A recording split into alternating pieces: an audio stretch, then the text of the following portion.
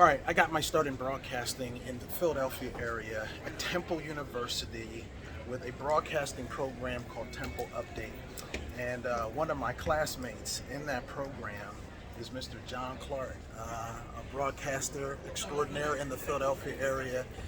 John, I mean, it's been 20, 25 years, and we have had some really, really good times. But my question is to you, how did Temple prepare you for a career in broadcasting? I mean, we didn't know how good it was going to be, but how did it actually prepare you?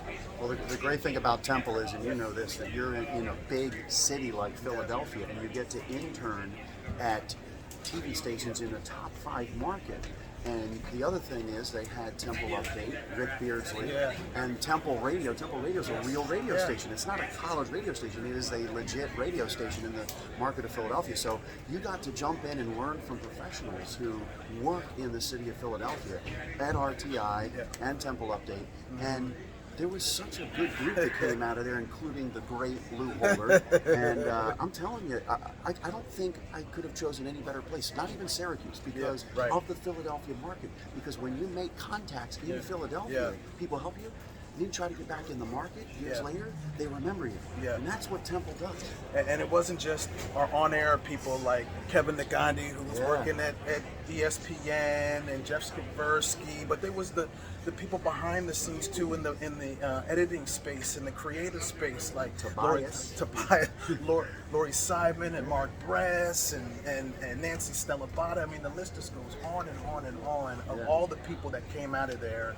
And it was just a blessing that really, really prepared us. Betsy Leebron and Rick Beardley, they set up something, and now look at the Temple Update now. You see it now? It's amazing. And I saw they had people traveling, I believe, over for the Queen. Yeah. I'm like, hold up, I don't even think we did at Yeah. NBC Philadelphia. But it was such a great experience with you there, getting to know you, and like you said, we had so many good alums. I would put up the Temple alums in the Philadelphia or Northeast area against Syracuse around the country. Absolutely. Medill, and absolutely all those broadcasting schools, I would put Temple up against it. I would. I would. So, going forward, how has sports changed? Man, I remember when you and I started, we would go in for internships and look through the Philadelphia Inquirer or the newspapers. Now you go on your Twitter.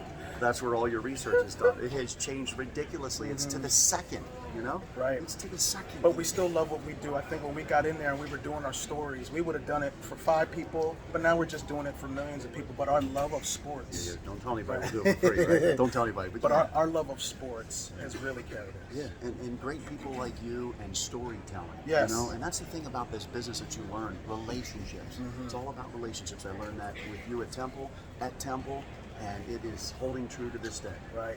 John, it's great to have friendships for this long. Thanks so much, brother. T for Temple, you. Yes, University. Forever. Fight for the cherry of the way. We will fight. Thanks, buddy.